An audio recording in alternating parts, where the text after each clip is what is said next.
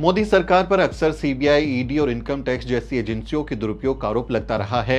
विरोधी बार बार कहते हैं कि मोदी सरकार इन तमाम सेंट्रल एजेंसीज के जरिए विपक्षी नेताओं को परेशान करती है और उन्हें जेल में डालकर विपक्ष मुक्त भारत बनाने के लिए काम कर रही है।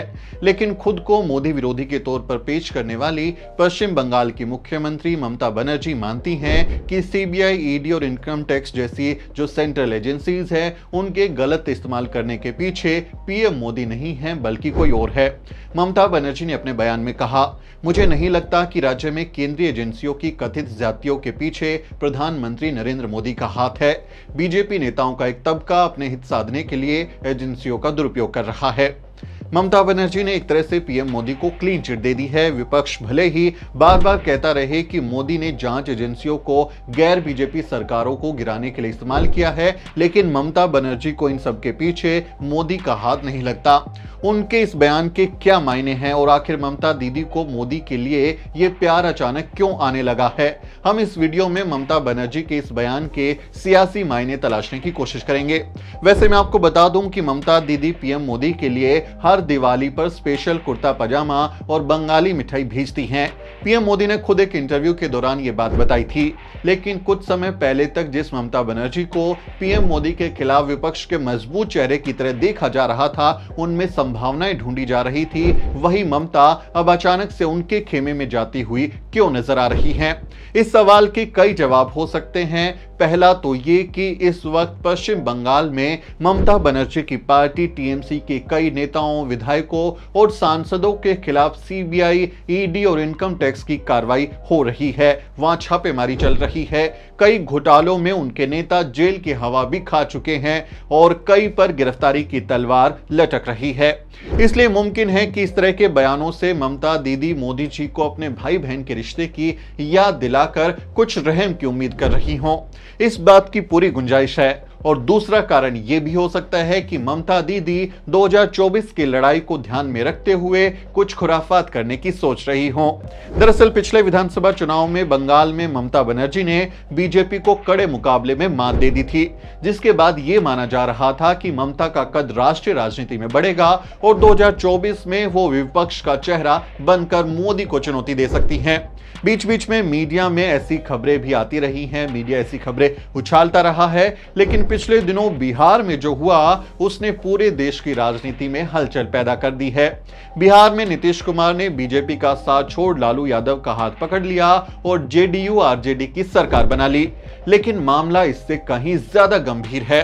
नीतीश कुमार ने पिछले दिनों दिल्ली में विपक्षी नेताओं के साथ ताबड़तोड़ बैठकें की। वो हर उस विपक्षी नेता से मिले जो मोदी के विरोधी हैं। नीतीश के इस कदम को 2024 के चुनाव से जोड़कर भी देखा जा रहा है।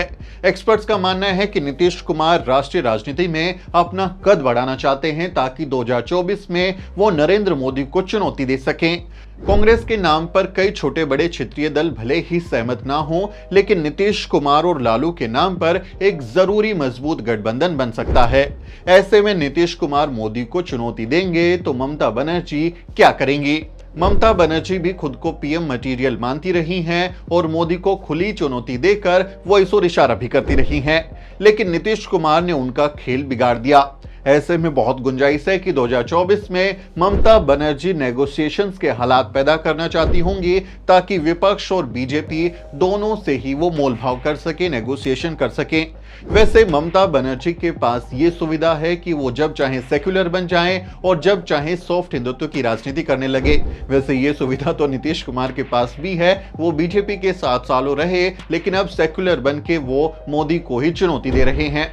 वैसे ममता बनर्जी एक ब्राह्मण महिला हैं जिनके पास कई तरह के विशेषाधिकार हैं। वो दोनों हाथों में लड्डू रख सकती हैं। शायद यही वजह है कि इसी महीने की शुरुआत में उन्होंने कहा था कि आरएसएस एक अच्छा संगठन है। जो आरएसएस देश को खुलेआम हिंदू राष्ट्र बनाने की बात करता है, मुसलमानों को, वंचितों को भगाने की बात करता है, ममता बनर्जी कह रही है कि उसी आरएसएस में अच्छे लोग भी हैं। वैसे इससे पहले 2003 में ममता बनर्जी ने आरएसएस को देशभक्त बताया था। तब आरएसएस ने उन्हें दुर्गा तक कह डाला था। ये 2003 की बात है। उस समय ममता बनर्जी अटल बिहारी सरकार के वक्त एनडीए का हिस्सा बनी ही थी। तब उनको केंद्र सरकार में कोई पद तो नहीं मिला था, लेकिन उनकी काफी पूछ हो रही थी। वो सितंबर 2003 का महीना था। कम्युनिस्ट टेररिज्म की किताब के विमोचन में उन्हें उस समय पांचजन्य यानी जो आरएसएस का मुखपत्र है उसके संपादक तरुण विजय ने बुलाया था। मंच पर आरएसएस के कई दिग्गज मदन दास देवी, मोहन भागवत और एचवी शेषाद्री मौजूद थे। बीजेपी के राज्यसभा सांसद बलबीर पुंज भी वहां थे। द टेलीग्राफ की रिपोर्ट के मुताबिक उस किताब के विमोचन में ममता बनर्जी ने मंच पर मौजूद नेताओं के सामने कहा, अगर आरएसएस 1% भी हमें सपोर्ट करे तो हम लाल आतंक से लड़ने में कामयाब होंगे।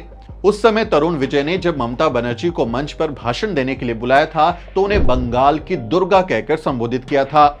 उसके बाद उस वक्त के राज्यसभा सांसद बलबीर पुंज ने भी ममता बनर्जी को दुर्गा कहकर संबोधित किया था। ममता बनर्जी और मोदी दोनों ही दुर्गा की पूजा करते हैं।